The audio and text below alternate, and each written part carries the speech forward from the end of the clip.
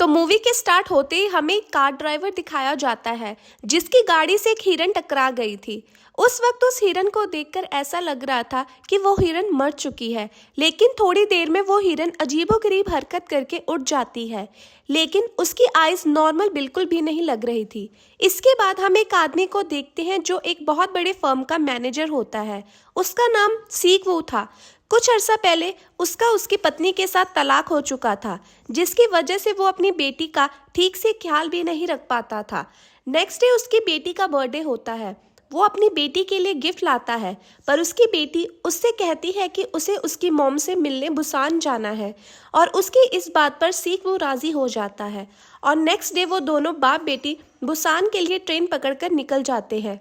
उस ट्रेन में और भी बहुत ज़्यादा लोग थे, जिनमें वर्किंग मैन हस्बैंड सेंग हवा और उसकी प्रेग्नेंट वाइफ संग योंग, उनके अलावा हाई स्कूल बास्केटबॉल टीम थी।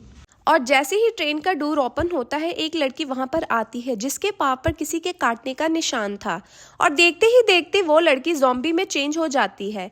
और ज़ॉम्बी बनते ही वो लड़की ट्रेन की एक अटेंडेंट को काट लेती है। उसके काटते ही वो अटेंडेंट ज़ॉम्बी में बदल जाती है। बस ऐसे ही होते ही वो वायरस ट्रेन में फैलने लग जाता है, जिसकी वजह से बहुत से लोग इसकी चपेट में आ जाते हैं। इस ट्रेन में ट्रैवल करने वाले कुछ पैसेंजर उस बॉक्स को यहाँ पर इन्फेक्शन फैला था छोड़कर किसी दूसरे बॉक्स में चले जाते हैं।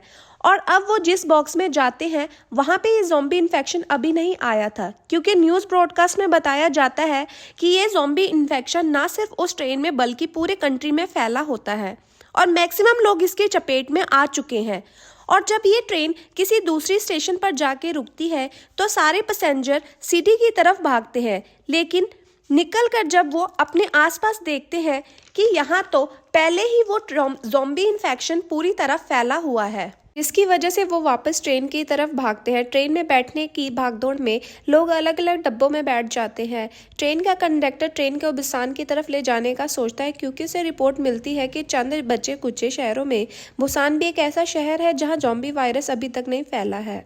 सीक वू, सेंग हवा और यंग गुक ट्रेन में रास्ते ढूंढते हुए बाकी पैसेंजर से भी मिलते हैं, और ये 6 के 6 लोग मिलकर ट्रेन के अगले वाले डब्बे में जाने की कोशिश करते हैं।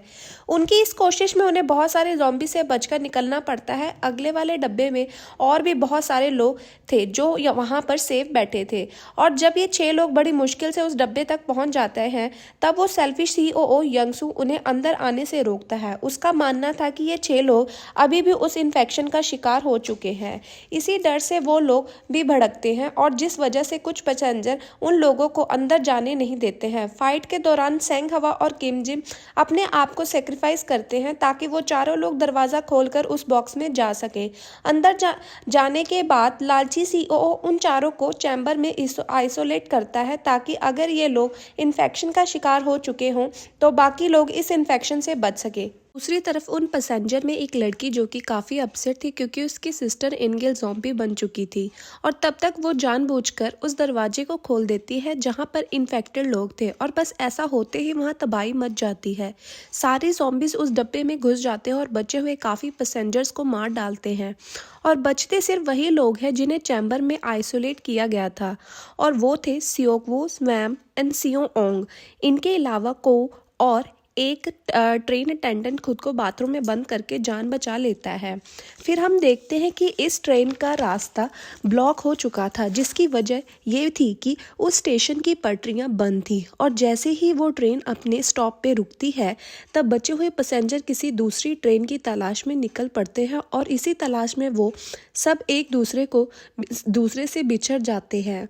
वो को एक बार फिर से खुदगर्जी का मुजाहिरा करता है। वो अपनी जान ट्रेन अटेंडेंट को ज़ॉम्बी की तरफ धक्का देकर बचाता है, जिसके बाद वो अटेंडेंट भी मौत हो जाती है, जिसके बाद वो सेल्फिश योनसुक बच जाता है। इसके बाद योनसुक यहाँ बच गया था और उसे एक ज़ॉम्बी ने काट लिया था, और डेफिनेटली वो अब ज़ॉम्बी बन चुका है, और अब वो बचे हुए लोगों पर अटैक कर देता है। ज़ॉम्बी योनसुक से लड़ते वक्त स्योंगवो को भी योनसुक काट देता है।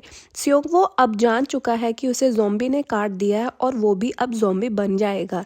ये सब सोचकर वो अपनी बेटी और संग ग्यों को इंजन वाले रूप में भेज देता है। यहाँ वो अपनी बेटी को आखिरी बार मिलकर ट्रेन से कूद जाता है और मर जाता है। और अब ट्रेन फाइनली बुसान स्टेशन पे पहुँच जाती है और तब दो सुन अन और स्यूंग वहाँ पर उतरते हैं और ये दोनों ही थे जो सुरक्षित बुसान पहुँचे थे।